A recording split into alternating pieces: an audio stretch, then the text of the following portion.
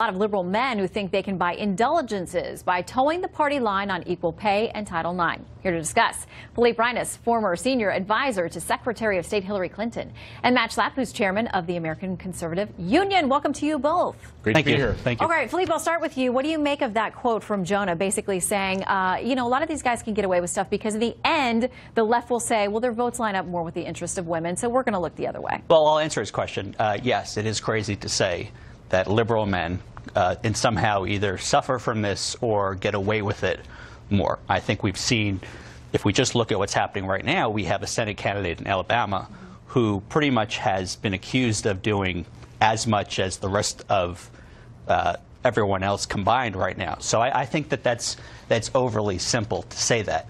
I'd like to think that both parties take it equally seriously and that this isn't fundamentally about partisanship, that this is about behavior that's intolerable. But do you think 20, 30 years ago that then President Clinton did get a pass? Because there were people like Gloria Steinem and Betty Friedan speaking up to say, like, you know, he's in our corner. Right. Well, I can't speak to what they were thinking. Obviously, I took issue with something that a United States Senator sitting now said. I think there's a big difference. We're just learning of these accusations, whether it's Senator Franken or whether it's Senator candidate Roy Moore or whether it's John Conyers.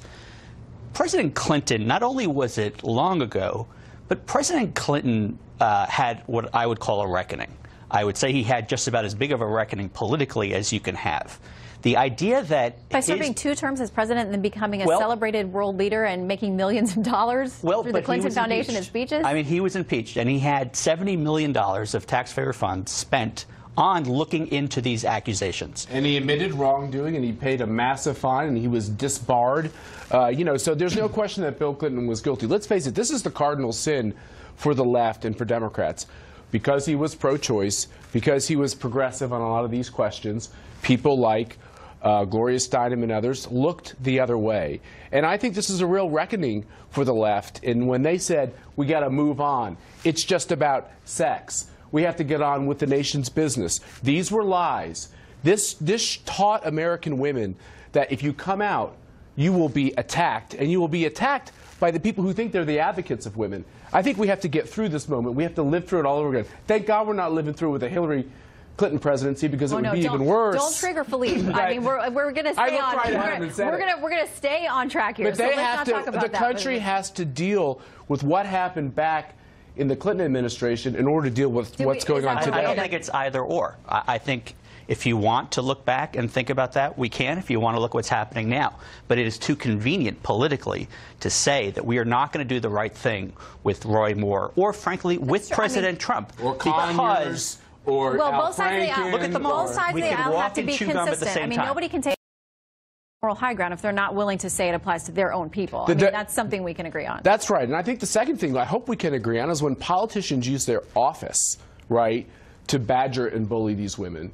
The power of government, our taxpayer money, like with this slush fund and other things, what the Clintons did with their office, I think that's particularly egregious. Across and I think party lines, that's unacceptable. That's exactly right. It's just unacceptable. But I want to play something today and then get your reaction, because several of the women who did accuse Bill Clinton, then president, of various things, including rape, they held a press conference today at the National Press Club, and apparently a lot of folks didn't show up. Here's what happened.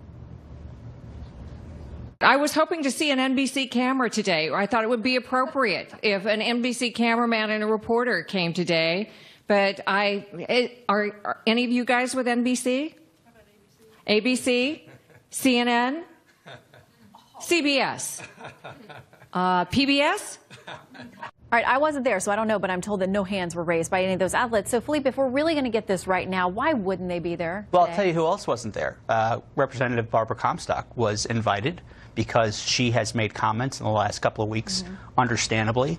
She chose not to go, and I think probably you're a fan of Barbara Comstock. Well, I know your organization. From her office that there may have been some other kind of conflict. Well, so, but let's talk about the networks not showing up. I don't think not covering that story. I think it's crazy to say that networks are ignoring. As someone who watches CNN and MSNBC, did you see any coverage of this press conference today? All it was Matt Lauer all day. The liberal fake news, as President Trump calls it, was the sole topic of today. You couldn't find any news about North Korea if you tried. So I don't think that's true. It's possible. Oh, you'll have Maybe news about North Korea on this show. That's coming up. Look, but Matt, get your word in there. I think that what needs to happen on these questions of Juanita Broderick and Kathleen Willey and these women who were victimized by Bill Clinton, it's a very simple thing. Bill Clinton's an old man now. Apologize. You acted criminally. You acted appropriately. Apologize to these women. I think it helps the whole country get over some of this stress of all of these scandals if people will just stand up and admit they did the wrong thing. Well, and most of this has not been adjudicated in a court of law, to be fair, on these claims against him. He admitted that he was not honest. Yeah, and he was disbarred because but of if we're his going to say criminal, we need to be fair that these this hasn't women been adjudicated. Had their theoretical day in court. Their accusations were looked at by Ken Starr, including Ms. Broderick. Well, and there today, is a difference between an accusation not being proven and not being taken seriously. He was the Attorney General of Arkansas. Then they weren't taken seriously. And he did not. She felt like she couldn't come forward because he was the law. Ken Starr, as you know, interviewed Ms. Broderick and determined that there was nothing to investigate. I think we can all agree that Ken Starr was not a fan of Bill Clinton. As you know, the statute of limitations had long since passed, and there was nothing he could do. Ken Starr might have found a way. Okay, we're going to have to leave it there, gentlemen. But please come back soon.